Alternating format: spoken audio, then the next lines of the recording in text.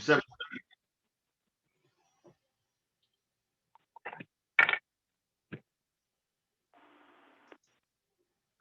All righty, the clock just struck 7:30.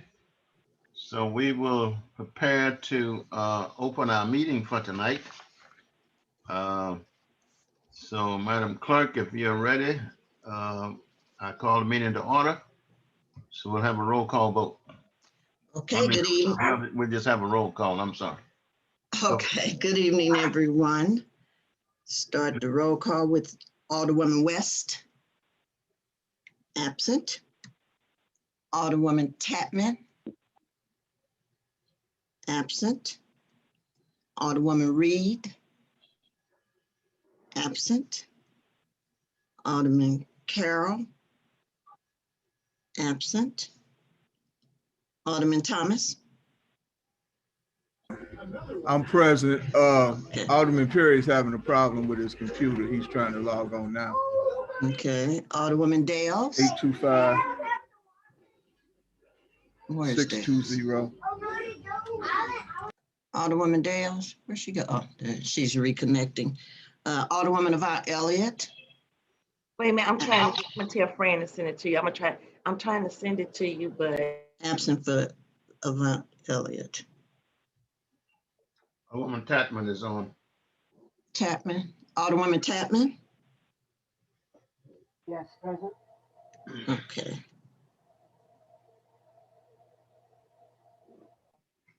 Mayor, Yes. Melvin said that when I was trying to send him the link, but I'm getting an error. So I'm gonna try to, can the city clerk? The only one that I'm pulling up is It's the same one that we always have. I know. Right. What does he need? I tried to send it to him, but I got an error on it. I don't know why. Yeah, I can't send it because I just can't get sent it off to of it. him. You send it to him, James? Yes. Okay. Thank you. What did he need, the ID or the password? I just sent him everything. Okay. Okay, then we have the mayor, the city attorney. Where is she? Oh, city attorney, the chief, and the city clerk. So we're waiting on Alderman Perry, mayor. Okay.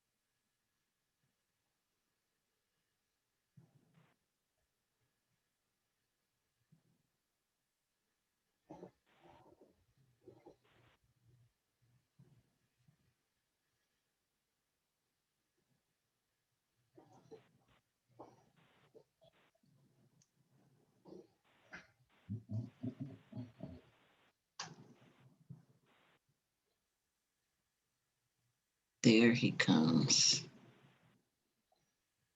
Alderman Perry, you there? Yes, I'm here. Okay, just say present, please. Present. Okay. Mayor, you have 4 absent and 4 present. Okay. Well, all right then. One of the other people own the public meeting, but they can't come on the regular meetings, I see. So all righty, we don't have a quorum, so we cannot open the meeting up for business. So we will just do what we've done in the past. We will share information to the public. The public need information and we will share that with them. But what I'm going to do is go through the mayor's appointments again so we can make that clear. Election of board Board of Alderman President, James Thomas. Prosecuting Attorney, Attorney Anthony Gray. Municipal Judge, Judge Judy Draper. Planning and Zoning, Alderwoman Elise Dales, Chair. Patrick Barrett, Chair Patrick Barrett. Elise Dales is the board representative. Matt Brzezinski, whatever that is, and James Duaway. Youth Commission, Alderman Perry will represent the board. Chair, Alicia Smith.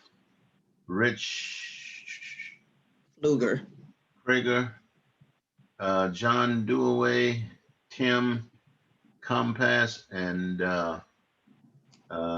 Kenneth Walker. Wilkins. Yeah. Public Safety, Alderwoman Diana Tatman will represent the board. The chair is Ebony Hartsfield, and Susan Burke, Anita Kirksey, Dwight Peak, David, Josh, and Dwayne Belfort. Also Jeff Lofton. Park and Recreation, Alderman Melvin Perry will represent the board. Linda Boyle, Dave Cross, Kathy Endorf, Tina Fletcher, and Judy McIntosh. Mantich, whatever that is. All right. I hope she's not on with me messing up her name like that. Image and Beautification, Alderman James Thomas, represent the board. Chair Jeannie Stewart, Erlen Gordon, Leo Gordon, Rodney Whedon, Shelley Davis, Andrew Fields, Carolyn McDonald, and Sharon Harris. Human Relations, the chair is Genesis Young. Board of Adjustment, that group meet as needed. Mike Petroff, Larry Slamiski, Ed Meyer, Montoy, Killam. Killam. The Bell Fountain newsletter, developer will be Alderman Melvin Perry, who is replacing Alderwoman Avon Elliott. And so that are the board, our board people. We do that so the board can continue to function. And I'm well aware that the Board of Aldermen should vote on these people. But if there is no board to vote, then city business must continue. And so they are appointed until board approval. All righty. So what we're going to do now is go through our department heads who will share with you tonight, just let you know where they are and what they're doing. And so the Public Safety Committee, I don't see for you, there's no Public Safety Committee, Alderwoman Tatman. Well, she's ill tonight, and I asked her to be on, and she's here, but I'm not asking her to do any talking. So I know Public Safety met the other night, but Chief, is there anything you'd like to share in regards to public safety?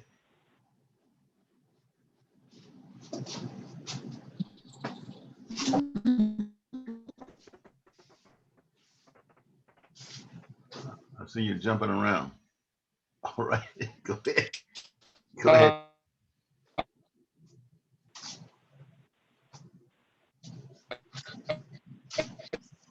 Okay, you having some problems? You're breaking up. We can hardly hear you. We'll come back. Chief, yeah, Chief, we'll come back to you because you're having some general things that we would like to do. Just some review of things in the past in terms of a lot of it had to do with driving behavior.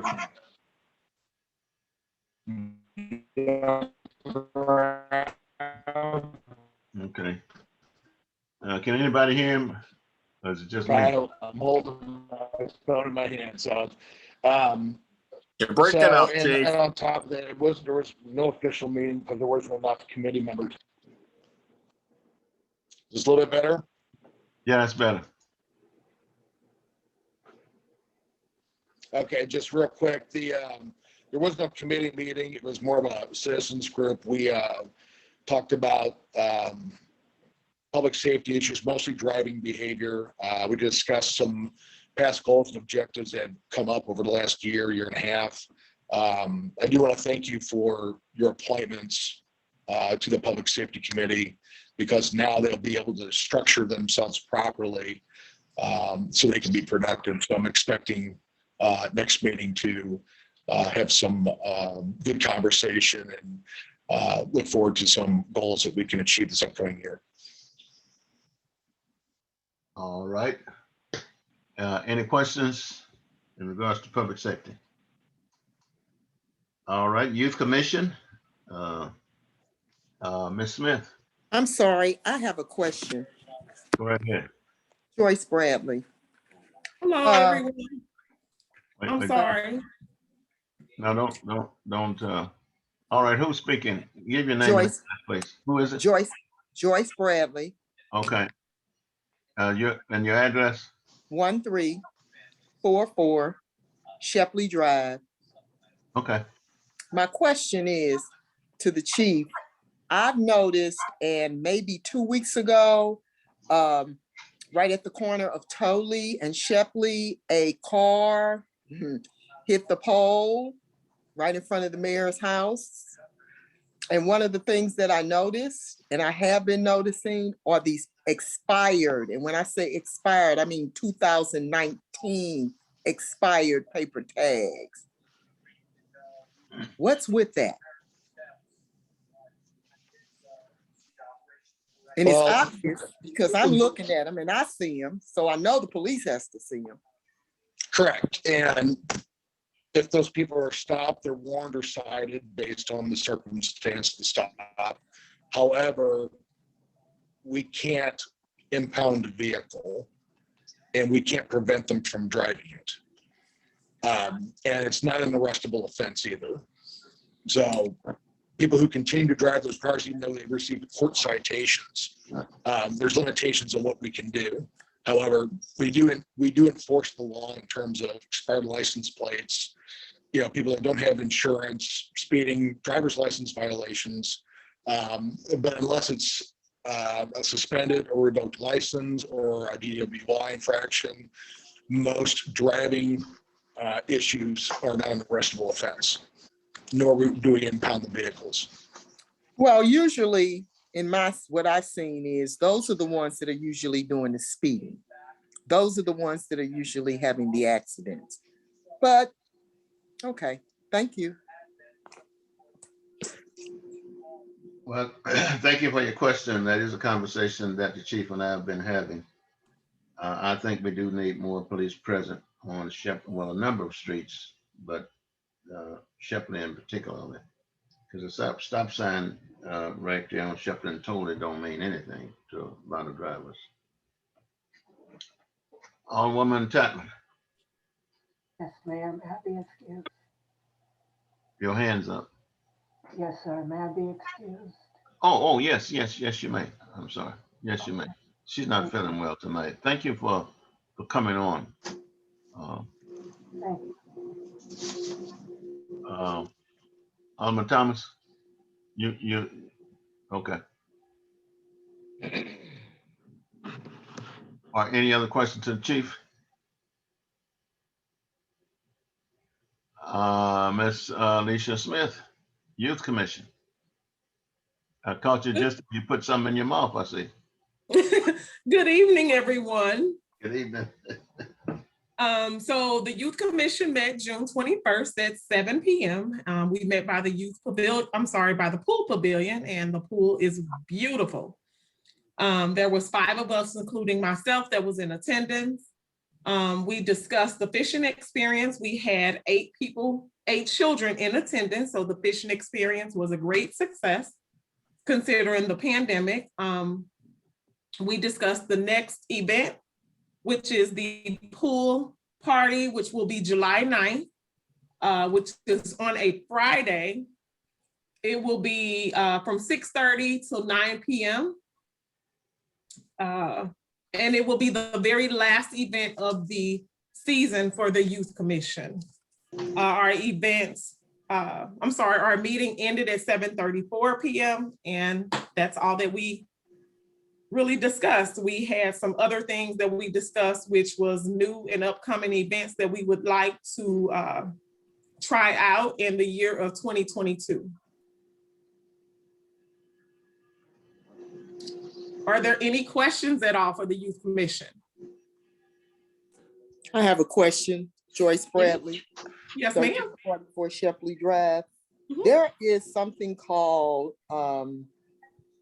Little Library that would be very beneficial, I feel, for the youth. The issue is it has to be permanently anchored somewhere.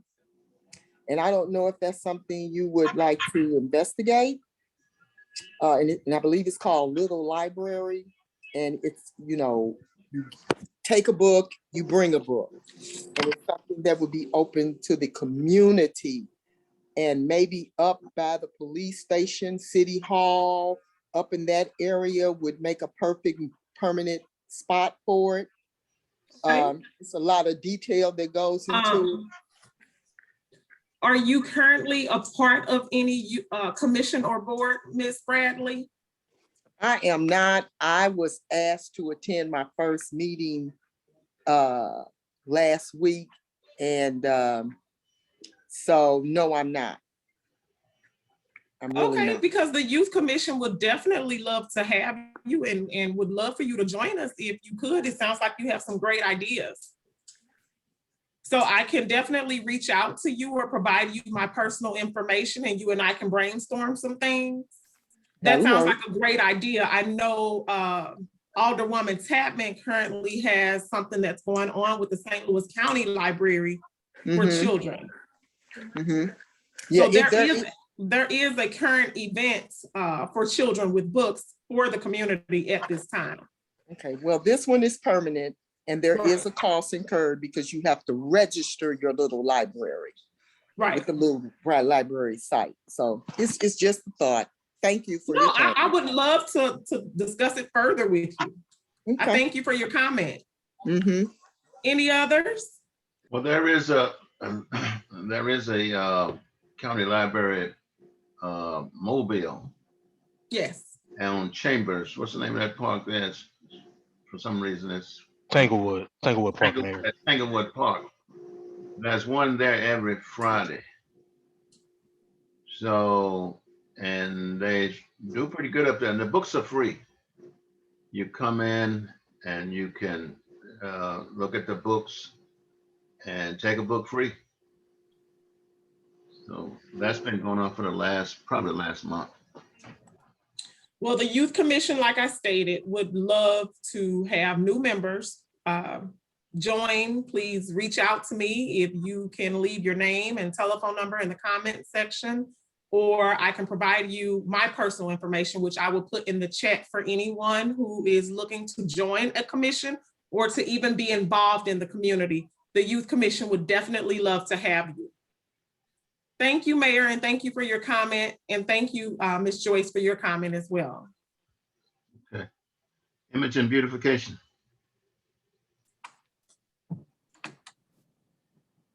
Is there anyone here to represent image and beautification? If not, we'll go to Parks and Rec Board.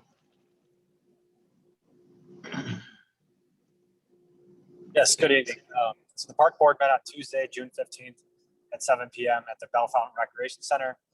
Some of the items that we discussed were the park maintenance full-time position, the concession stand, park grant, municipal park grant that's coming up, and some of our participation numbers for our programs.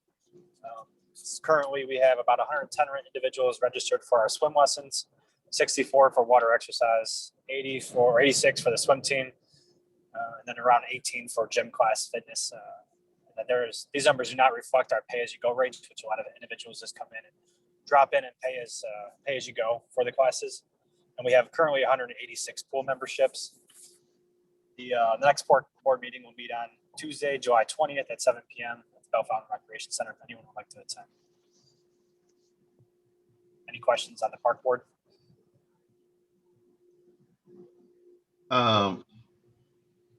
Thank you, Jimmy. Would you go on down to Yeah, I'll give the director. Director. Yeah. Talk about that. Absolutely. So on Tuesday, January 22nd, the Bell Fountain Recreation Aquatic staff received their first audit from our lifeguard certification company, which is StarGuard Elite. The audit covers lifeguard observations, skills and scenarios, supervisor observation, physical facility observation, and document assessment. Each category is ranked on a scale of 1 to 5, which then are combined to create your overall passing score. We are proud to announce that the lifeguard staff passed and received our first 5-star facility rating. This aquatic staff continues to work diligently every day behind the scenes to make sure they are maintaining a safe and clean facility for all the patrons. We're grateful to have them as part of the Bell Fountain Neighbors Parks and Recreation team. And Martha Sneed, our aquatic supervisor, continues to do an excellent job ensuring that the aquatic staff is well trained, polite, and responsible. Her and the aquatic staff continue their hard work as shown in the 5-star rating that we just received.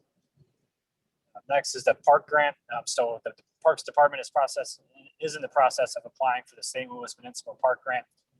This year's application will be addressed to gymnasium roof renovation. We currently have 8 of the 9 trusses that are showing signs of defects, and 3 spots where the roof is leaking. Acme Construction came out last week to inspect the roof. They will be providing budget numbers and renovation drawings for the grant application.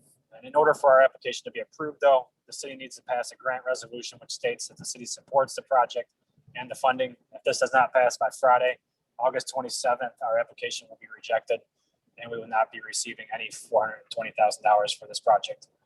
In addition, we'll be holding a town hall meeting to receive public input on the project. We have a tentative date of Tuesday, July 20th at 7 p.m., which is also the same time as our next park board meeting at the Recreation Center. The Parks Department will post official notice once we confirm the budget numbers and engineering drawings from Acme Construction. Next is our programs. The Bell Fountain Barracuda swim team has currently 86 swimmers. The swim team hosted 2 swim meets against Ferguson and Hazelwood this past week. And so far we have won both of our swim meets. So congratulations to the Barracuda swim team. They're off to a great start. Our participation numbers are up and our skill levels are building back up as well after COVID. Any questions? Anyone have any questions? Peg, you have your hand up. Peg, your hand is up.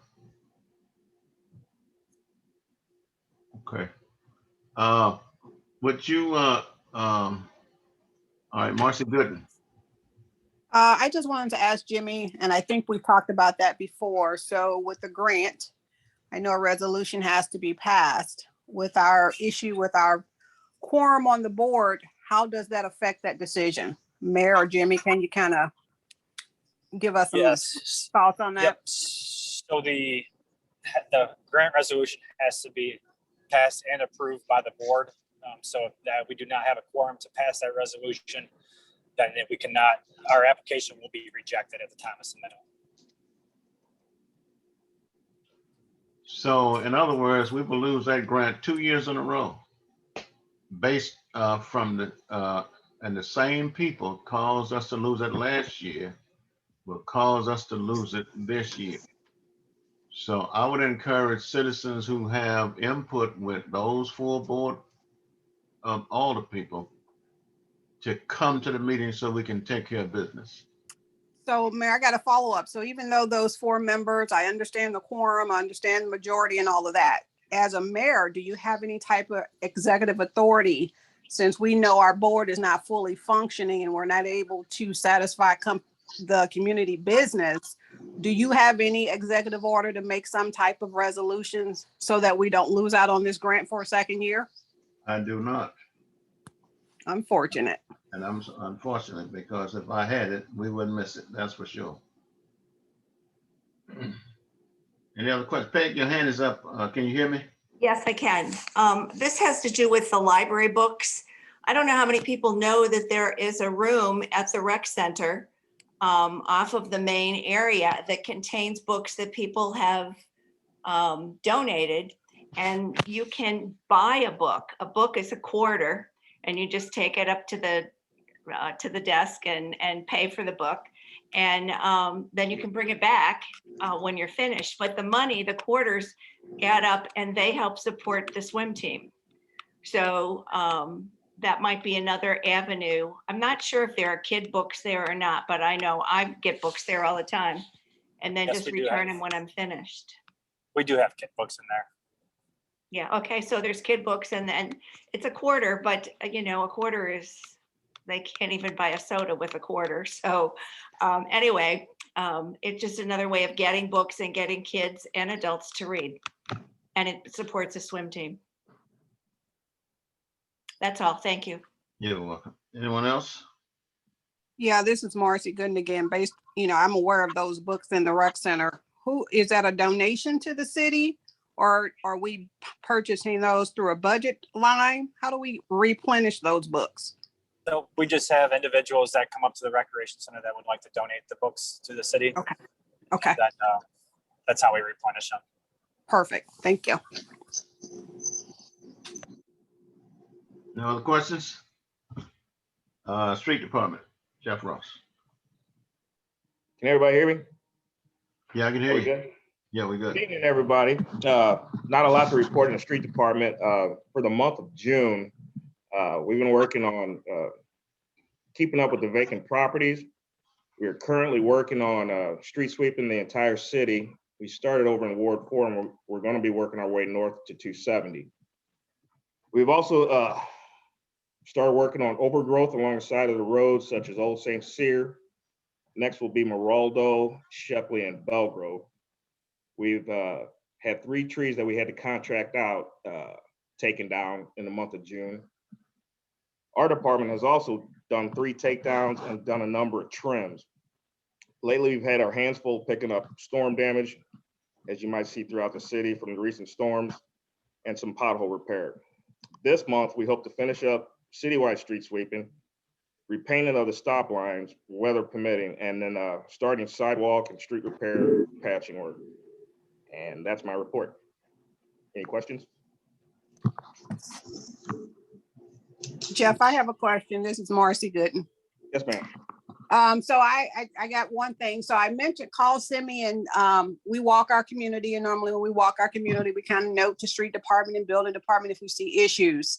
I'm not sure if it made it on the street department list yet, but there is a street sign at Wardorf and Artmore, and the sign needs to be replaced back in the slat. It did, and somebody called that in a couple weeks ago. We're actually waiting for that sign can be repaired. We're waiting for the lettering to come in. Oh, okay. Yeah, so that's been noted. All right, thank you. I have a Go ahead. Go ahead. Well, I have a question. It's a big house next to me. That's, I think it's abandoned because the grass has grown all the way up to my waist, and Which I have street- which street you're on? to attend to any of those situations over there. Which can I ask which street you're on? What's I'm sorry, 9612 Durham. Oh, is that over by Gibson School?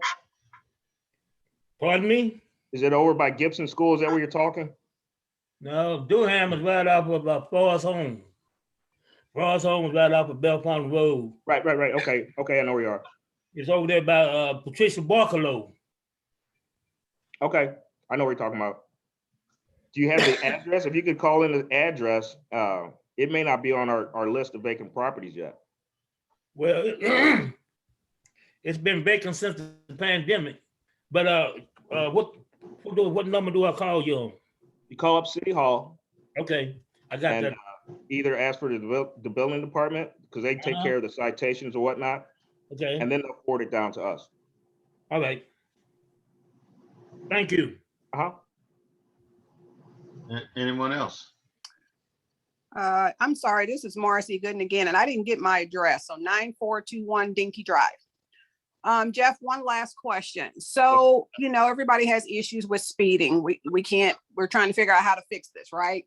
Right. So we noticed on Dinky Drive, I was talking to a few neighbors, young folks saying, hey, why are you speeding after they come off a certain street?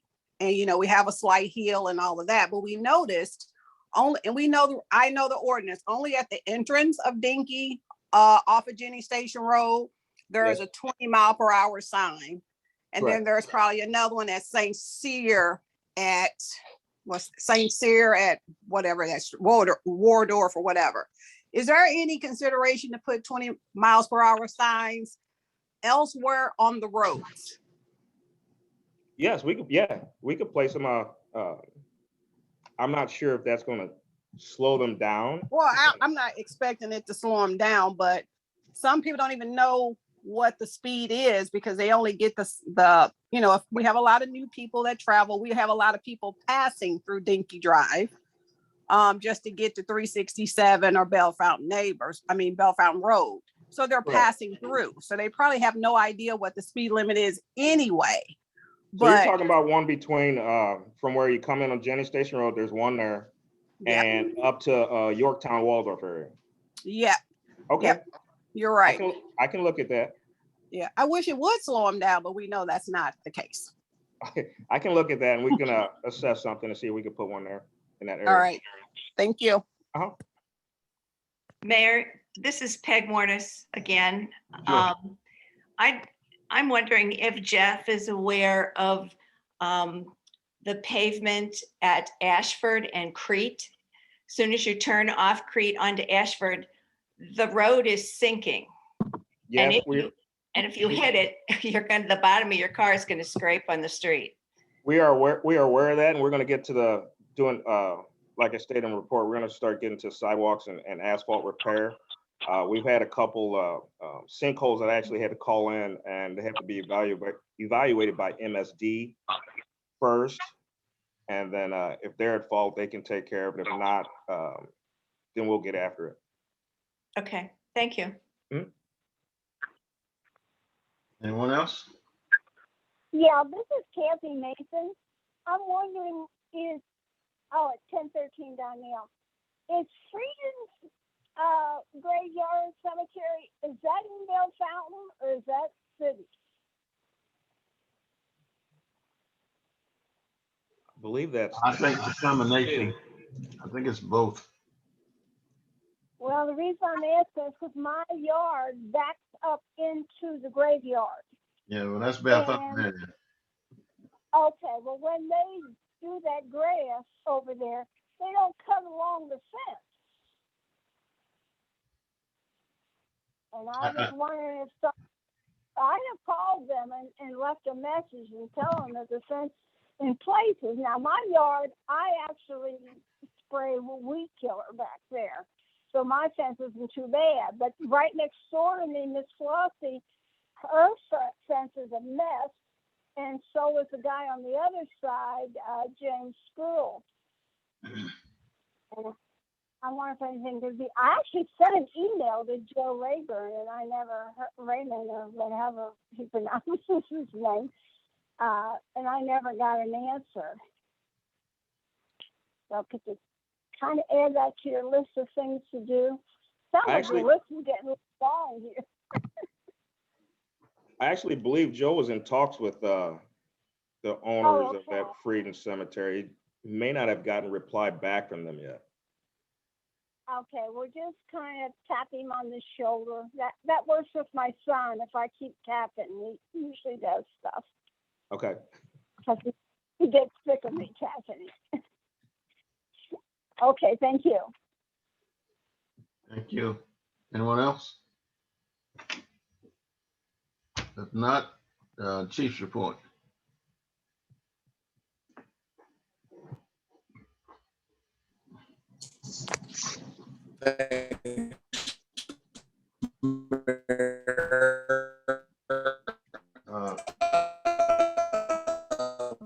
Chief, I think you're gonna have to buy another computer. The abatement of properties, if community news that was. You're breaking up and in and out and speech blurred.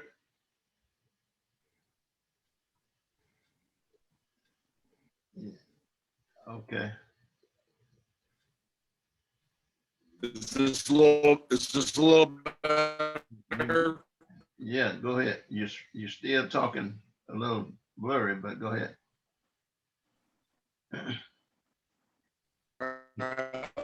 Hold on, let me try a different location.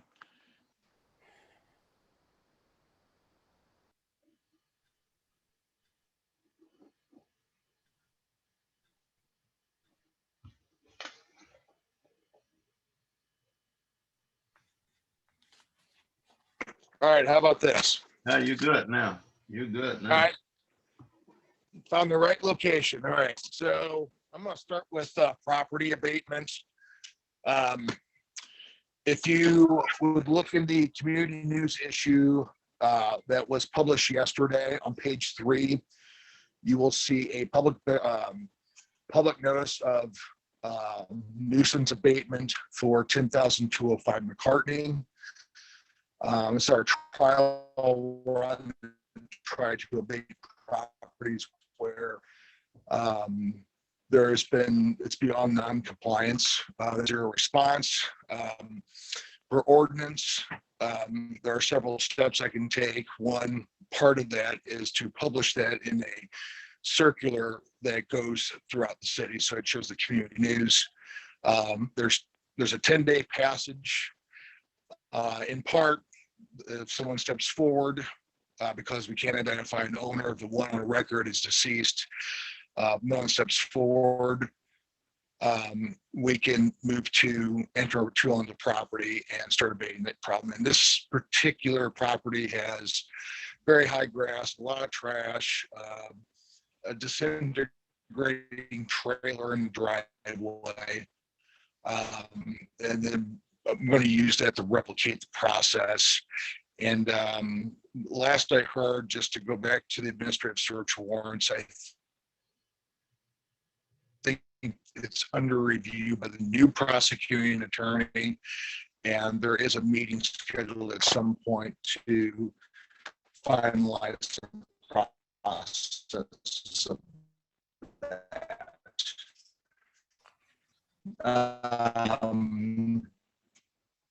As a police department, every 2 years, we conduct a promotion process for each level of the department, whether or not there is a vacancy or not in the management ranks, just to educate you on that. Copies of all their training and education as it pertains to the position for which they're applying for, and complete a written examination.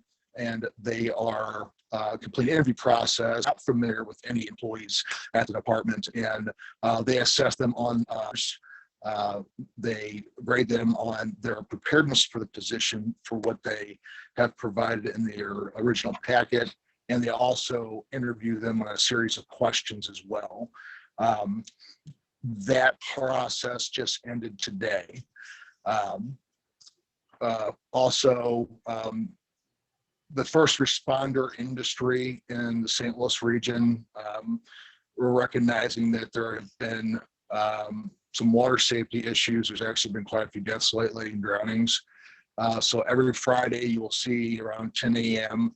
A Facebook post that's put out by a lot of first responders regarding that water safety campaign. I did have a conversation with St. Louis County Department of Transportation's, in specific the operations division, about signage, about chain of rocks, about changes in ordinance regarding the tractor trailers issues, the condition of chain of rocks. And I'm not judging St. Louis County, but they're not willing to repost the no driving on shoulder signs. I was told that people should already know that they can't drive on the shoulder. As of right now, there is going to be zero movement on repairing chain of rocks. They offered it to the city through me over the phone, which I didn't think was appropriate because they first need to actually fix and repave chain of rocks. And it says it concerns the tractor trailers that they have zero interest in helping us correct that problem. So I've had conversations with the mayor about trying to use a political route to kind of get what we need in our city.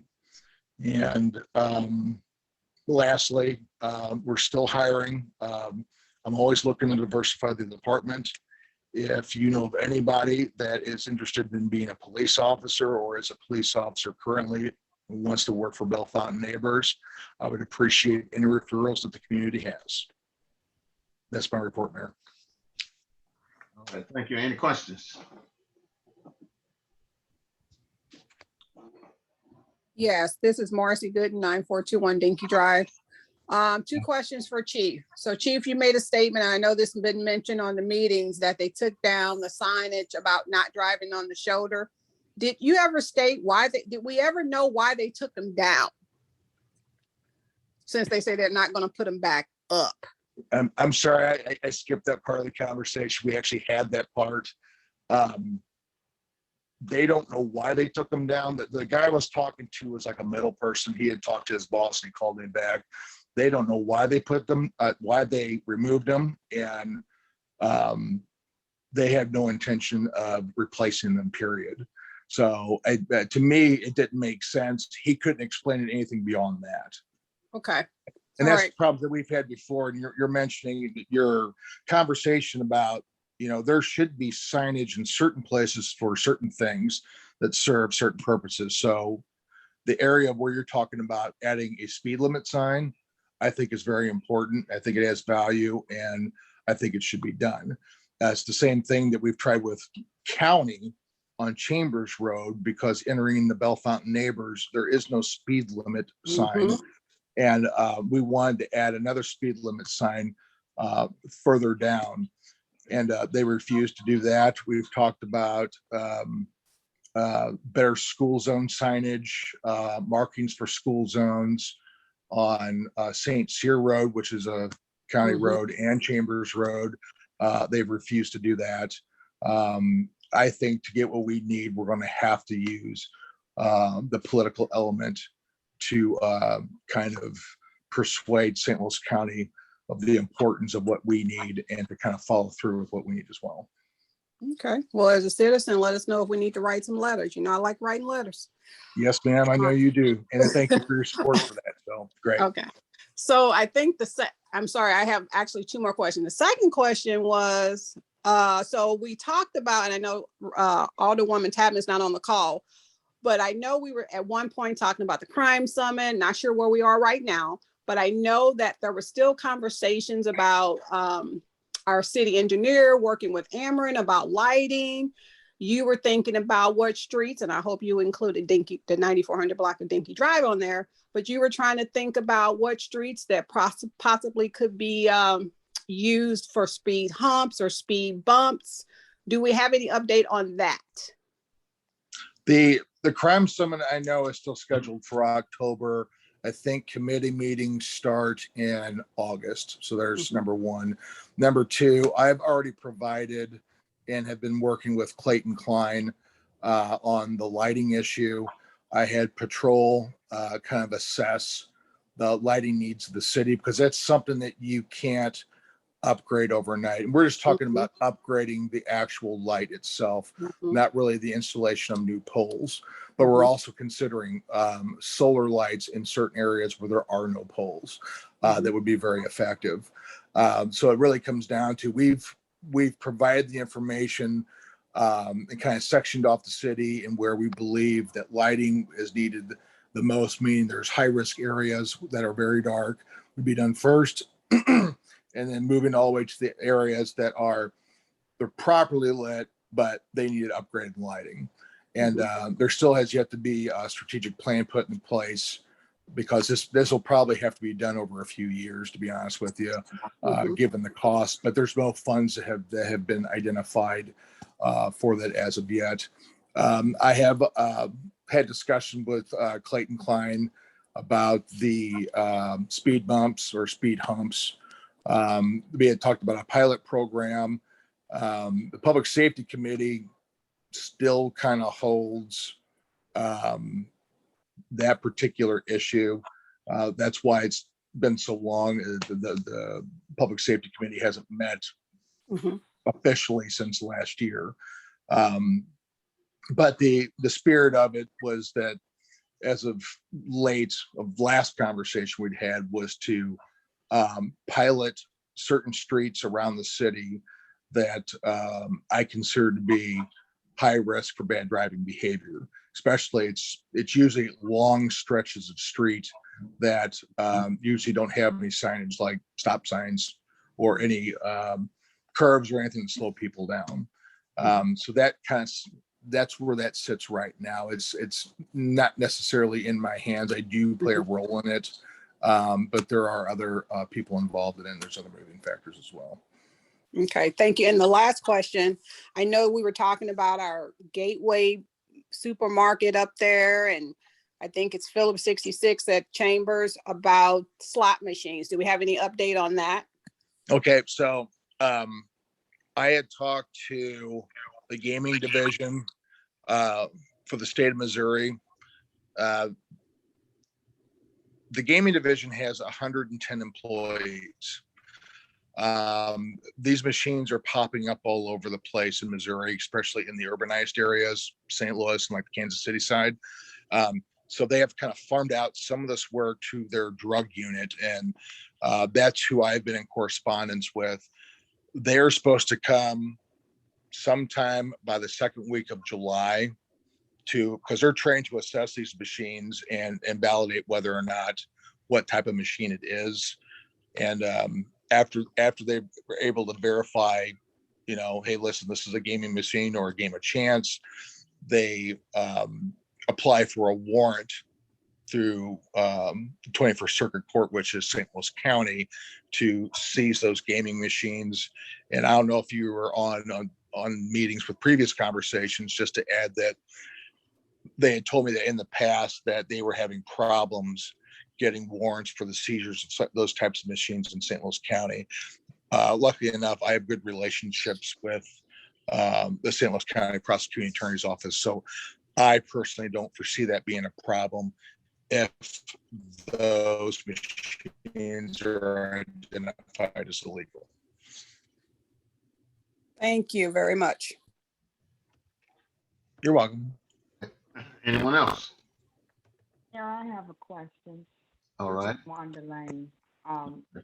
Chief, I was at the public safety discussion, and I asked you this question. I think that the citizens can benefit. Regarding crime, which we know is everywhere, you used to produce, and you may still do, a summary of what kind of crimes that are actually taking place in Bell Fountain. And we discussed the fact that a lot of this crime is transient.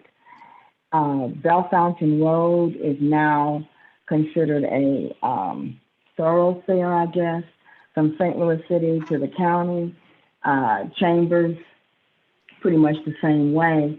And that addresses the the driving habits, which is very disappointing that the county is not going to replace those signs that said don't drive on the shoulder, because I think it was an impediment a little bit. Now you got people just traveling, going around you, and it's really unsafe. But can you address the fact of how much actual crime is committed in Bell Fountain by residents versus people who don't live here, and the transientness of it, and what we can do to address that? Okay, first, let's talk about driving behavior. I know a large portions of our stops, just based on this past year's report to the AG's office for our traffic stops, a large portion of those traffic stops, the driver did not live in the city. So I know we have, that's part of the evidence that shows that a lot of our problems, including driving behavior, is coming from outside. I'm not saying that it's not occurring within our own community members, but a lot of it is coming from outside. A lot of the bigger crimes, when you're talking about, let's say, assaults, especially violent from outside the city and targeting people who live inside the city. And those crimes, 99.9% of the time, the victim and the suspect know each other. And there is some sort of conflict between the two, and the violence has arisen from that. That is extremely hard to curb, because you can't plan a pattern of things for that. It's a little bit more random in nature. So that's why, I tell the community, anything that is on your street that is out of place, please give us a call and we'll check it out. Vehicles, people, what have you. When it comes to other types of crimes, let's use Family Dollar, for instance. I think personally, based on our crime stats and the activity up in the Bissell Hood of Bissell Hill, is being generated by the people that come and go from Family Dollar. I think they're a big contributor to the problems that are out there. It was one of the reasons why the barriers were put in, was to cut down on the vehicular traffic and some of the crimes. We still have a lot of foot traffic crime. One of the things recently I did was have the alcohol tobacco control from Missouri come in and provide a they're basically cited Family Dollar because they were selling beer and wine. There's supposed to be a hearing this month and a fine imposed upon them. After I find out the results about that, I would like to, my plan at least in concept, is to form a committee of people and approach the property owner, whether it's Kroger or a property management firm, whoever's responsible for that strip, to help us resolve the problems with Family Dollar. So it's things like that. It's, each thing is kind of unique, and the approach to it is going to be always a little bit different.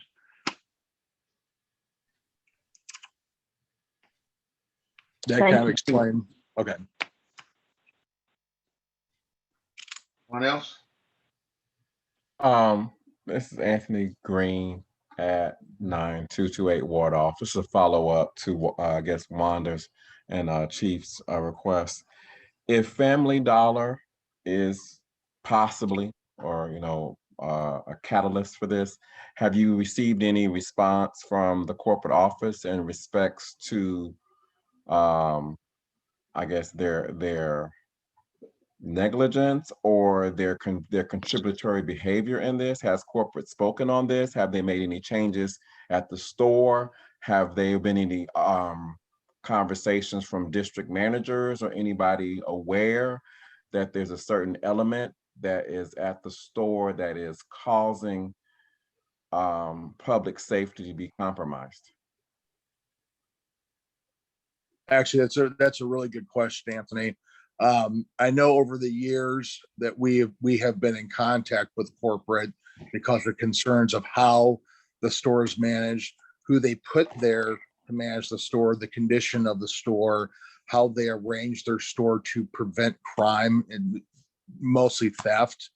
At the district or regional level, there doesn't seem to be a care or concern to invest or make the proper investments in that particular store to bring it up to a standard that would be considered Bell Fountain neighbors.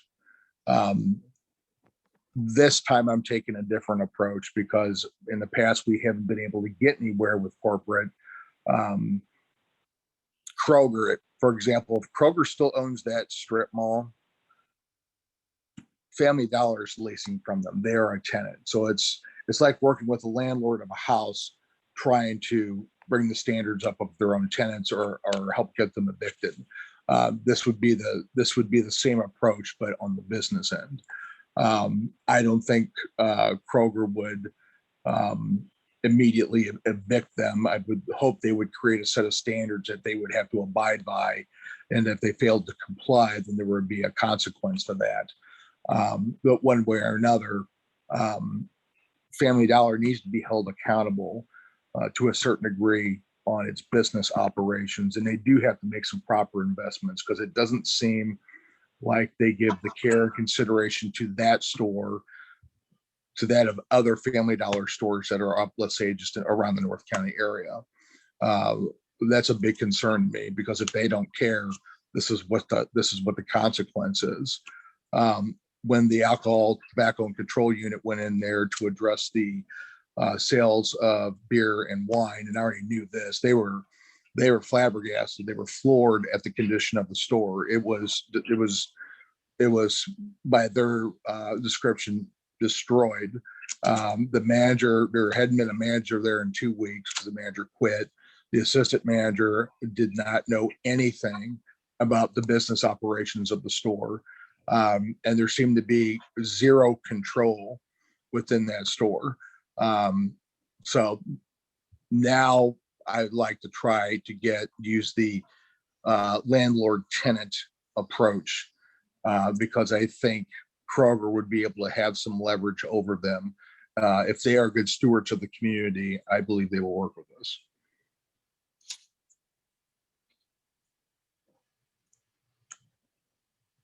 All right, any more questions? Yeah, this is Kathy Mason again at 1013 Darnell. Okay. I wasn't going to bring this up because I have no proof at all, but I had my bank notified me from the security department that my card that I used, my debit card, had been hacked. The only store I went to that day that I don't normally go to was Family Dollar. They shut it down. They caught it because somebody made a purchase at a paid for karate. And they said they knew that wasn't something I normally do. That's how they caught it. I had to get a new card. And like I said, I have no proof that anything happened at Family Dollar, but that was the only store I went to that day that I don't normally go to. So I don't take that for what it's worth, I guess. Thank you. Thank you. Hey, Chief, I got a follow-up question on Family Dollar. This is Marcy Gooden. So if they went in, go in to look at the alcohol or the beer and the wines and they saw the store was deplorable, isn't there a St. Louis County department that we can reach out to say the building or the business is not up to par to perhaps be in business due to the conditions of the building? I can't think of the department right now, but isn't there someone building code or something like that we can reach out to for St. Louis County and also do a complaint? I'll tell you what, I will do some research. That is a good question. I can't think of one offhand. Family Dollar would be our responsibility. I don't think the Department of Public Health is involved, but I will check that as another tool in my arsenal if they have some sort of control over their operations. But I will look into that. I'm looking for any idea to bring control up there with that store. Do you think citizens putting together, writing letters to corporate, that would assist in the direction in which you would like to go through or go? Well, that's part of my committee plan, aside from the mayor, a couple other elected officials, people who live in the area, people who shop there. I want a reasonable sized committee when we approach Kroger, because we can give them testimonials, we can give them crime stats, we can give them violations of state law, we can give them examples of how their store is not up to standards to the Bell Fountain Way, and how their store here is not on par with their stores elsewhere. That's why I'm going to use that way, and using a group of citizens as part of that committee is critical to the success of whatever happens with Kroger. Can I ask a question, Chief? Yes, sir. I'm kind of new to this, so you might have already answered it at another meeting, at a prior meeting.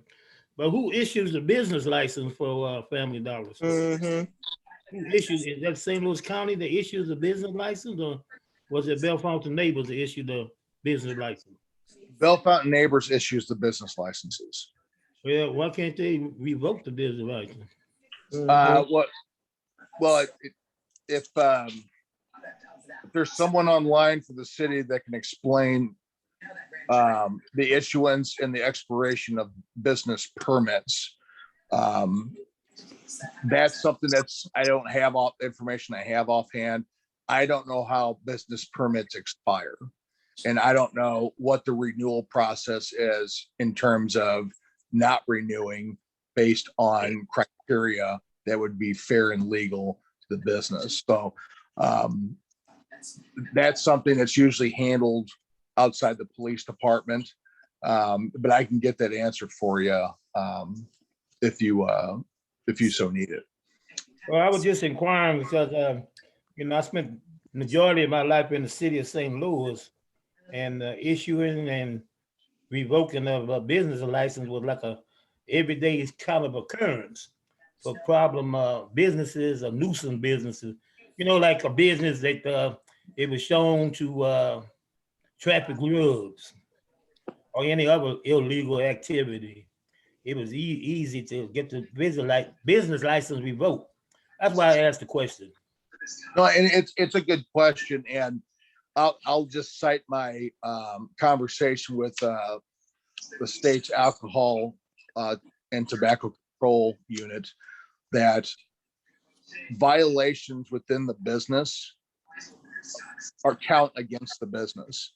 Violations that happen outside the business, like let's say 1 foot outside the front door, are difficult to be counted against the business in revoking business licenses.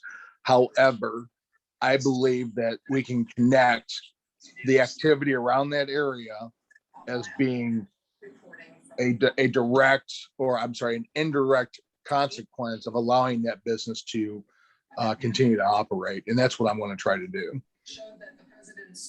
All righty, thank you. Peg, you have a question? Yes, the whole Family Dollar thing is something near and dear to my heart. I can say that Family Dollar is horrendous. However, Rulers, if you go through the alley, Ruler right now is the biggest offender of just a fence that's been knocked down, not put back up. People don't empty the trash. It's all over. Raw food is in the alley. So Rulers is not doing everything that they should be doing. But the other issue I have is I'm wondering if the chief can explain my understanding that there is a new law signed by the governor having to do with the Second Amendment and guns. And I think we can add some gun activity at, in the shopping center, maybe selling guns or passing guns off to someone else. What is the policy about that? And does it have anything to do with that Second Amendment issue?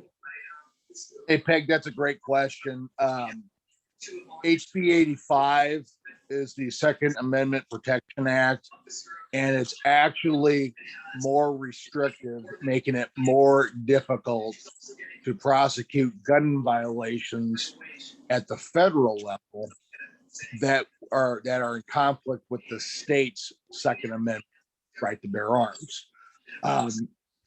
What that bill does is an attempt to block federal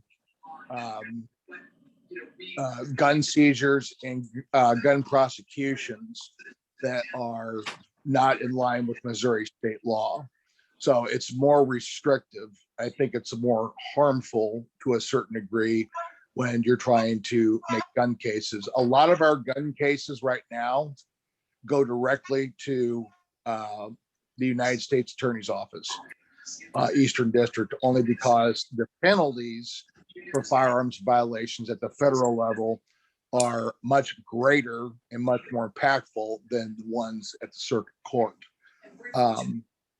So right now, the law is so ambiguous in terms of who can be held responsible if the federal government is involved and they make a gun case based on, let's say, a tip from the Real-Time Crime Center from St. Louis County that was given to them based on a traffic stop that was conducted in Bellefonte Neighbors that eventually led 6 months down the road to an arrest for a gun violation by the federal government, like the ATF, that was in conflict with HB 85.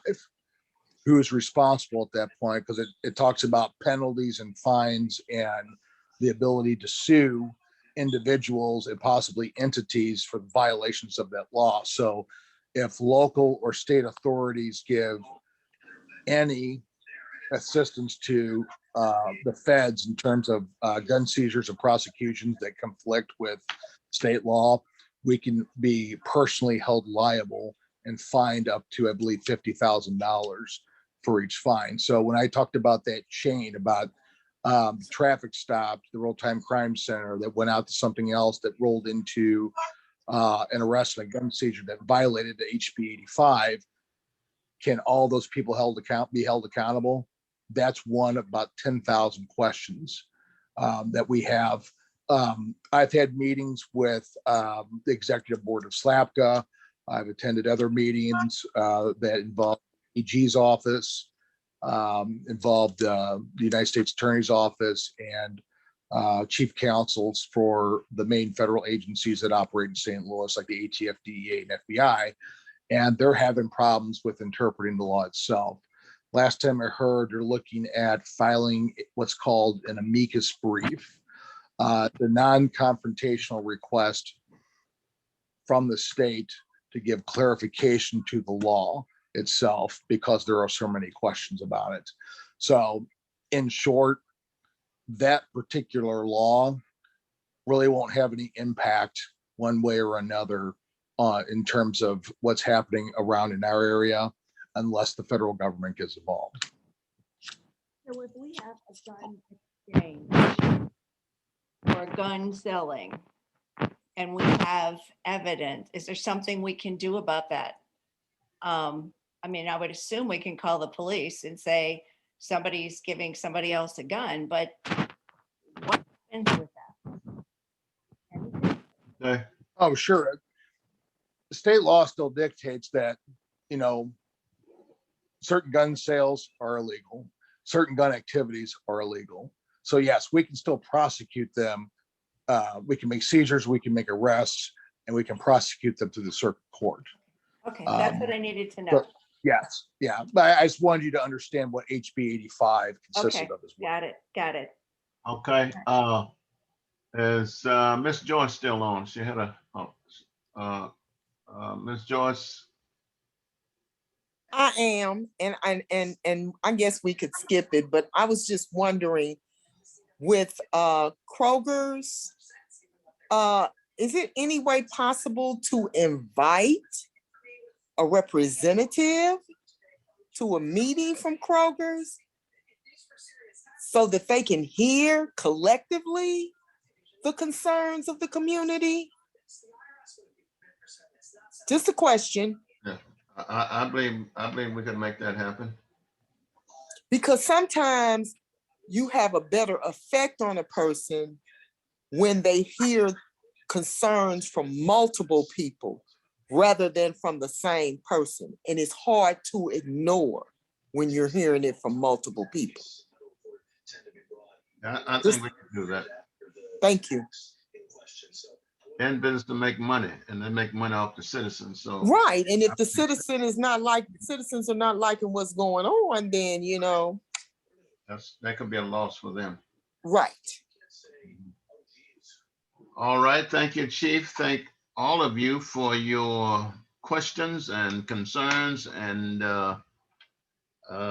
we will be taking those down, and we'll do our best to solve all of them. If not, we'll solve as many as we can. But and the mayor's report, first let me thank all of the department heads for being on tonight to share with you what they are doing in those departments.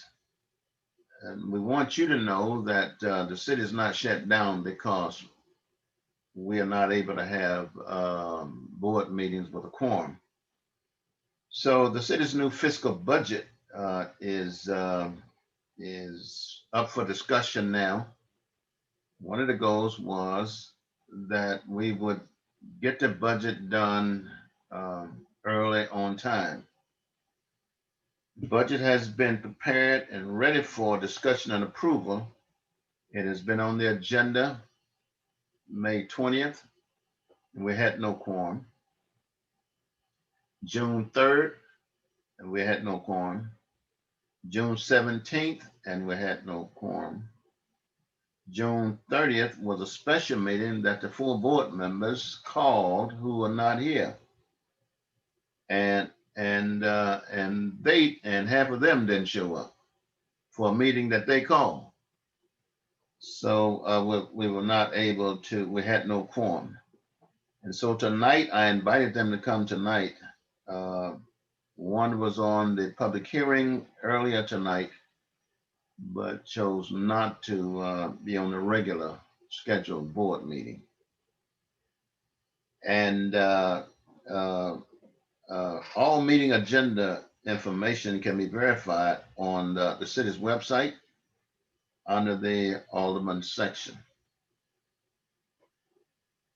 Even when board meetings have no quorum, I continue with the open public forum and have reports given by department heads, committees, other appointed officers and officials, and present all the people who are on, and to keep the public informed of what is going on in their city, even though we're not able to vote on important matters for the city.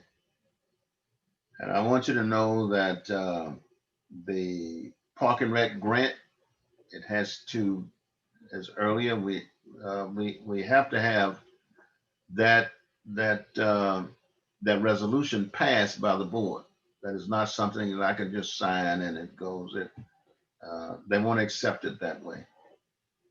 So it has to have board approval, and which means that we need a quorum. So we need the people who were elected to serve this community to attend board meetings. And we're trying other avenues to try and get them to come or removed from the board. I have created a YouTube channel for the city. All board and alderman Zoom meetings, recording links are located in the city, on the city's website. And It's under the Alderman section. And those meetings are recorded unedited. I've created a Facebook page site for the city to increase communication, outreach to our residents. Information will be in, will include businesses and that is relevant to the community, and messages from the office of the mayor to keep everyone informed of current events. And so I've shared with you earlier that we have appointed people to the Public Safety Committee. And so that committee can begin to function. July 30th is the deadline for the for the newsletter. For those who would like to have an article in there, you need to get it to Alderman Perry by July the 30th, so that it can go to print 1st of August. I recognize the issues that we're having with Influence Church. I'm in the process of scheduling an in-person meeting with the leadership. I met with the person over the food program this afternoon, and we are trying to put together a meeting with a number of officers of the church. I believe in the program that they're doing. I mean, I believe in feeding and caring for the people. They have a good program, and I believe that we can work out a solution where they can continue to do what they do, and residents can enjoy their homes, their yards with relative calm and peace. And so as the city moves forward, we ask that you would continue to do your part in helping us move the city forward. We give you this information so that you don't believe what the others are putting out. That's the smoke screen. It's throwing mud up against the wall to see what sticks. But I can assure you that the city of Bear Fountain Neighbors is moving forward in a productive way. So again, I thank all of you for being on tonight. I thank and I hope that you will continue to support your city, your board. That is where the real business is taken care of through the vote of the Board of Aldermen. So if you're alderperson not here, I ask that you would encourage them to come to these meetings. I believe that they call themselves punishing me, but they can't punish me. They're punishing the citizens. And somehow we need to stop that. So again, thank you for being here. Thank you for your questions. And I thank the staff for giving you answers to those questions. Now, do we have any board members who wish to make a report?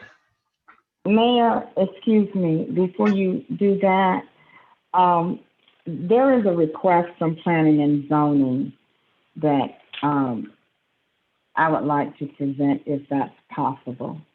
All right, go ahead. That's it. Okay. Chairman Barrett was not able to be at the meeting tonight, but for board members, this information is included in your packet. For citizens, this information is included in the agenda attachment. So I won't read it word for word, except for a few. The Planning and Zoning Commission is recommending the board hold a public hearing for a conditional use permit, allowing Mrs. Joy Hargrove to open and operate a food service establishment, walk-in market, and takeout restaurant at 9266 Lewis and Clark Boulevard, the site of the former Regions Bank near the Jennings Station Road.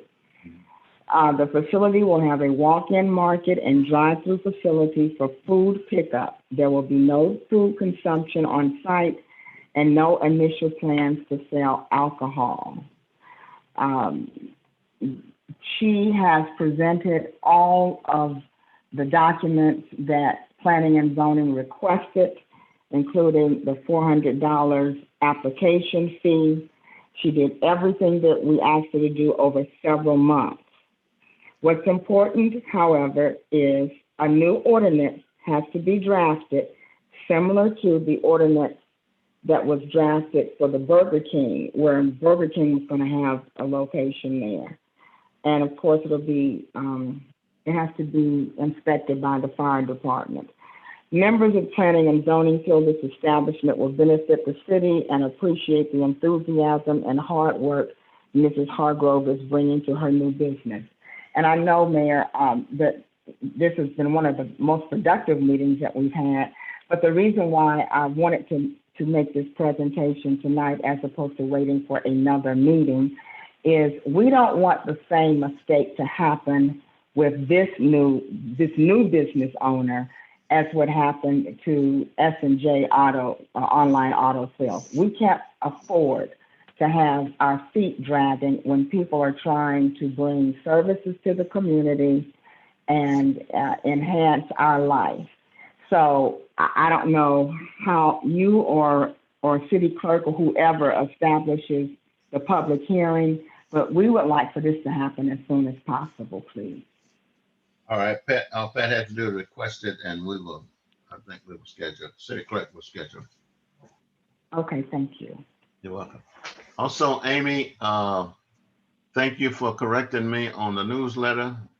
It is due by July 26th, not the 30th. So I appreciate that correction. Alderwoman Dales. Good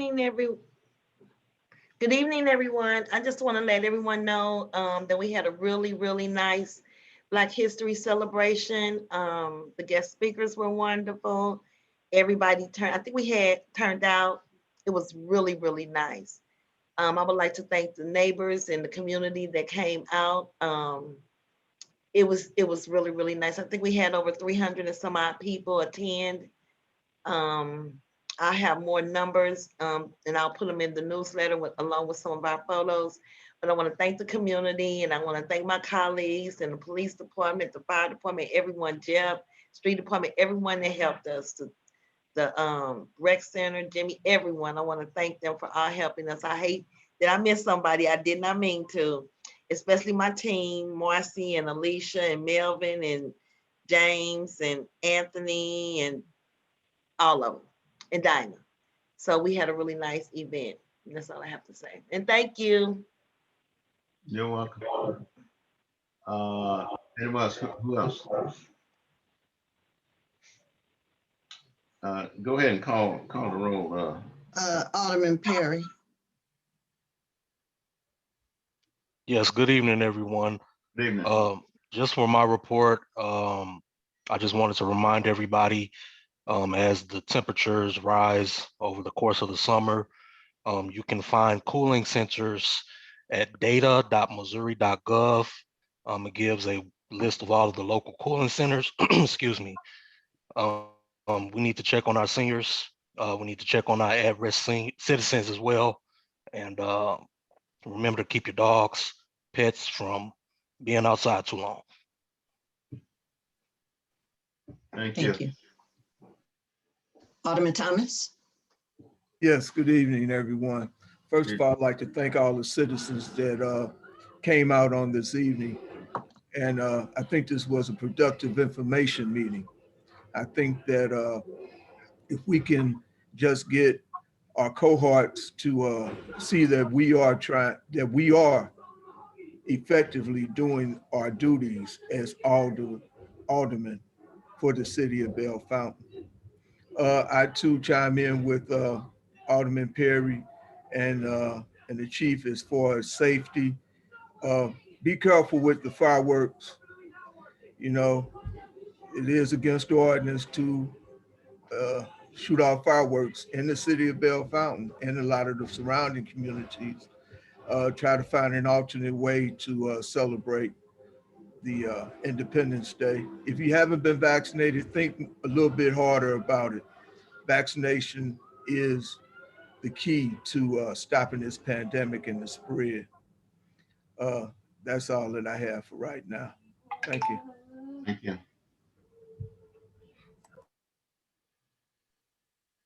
I believe that's it. Yes.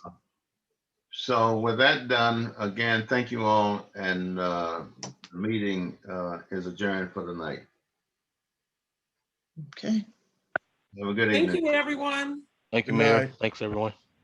Be blessed. Night all. Good evening. Okay. I'm logging out, Mayor. Hey, cuz. Good evening.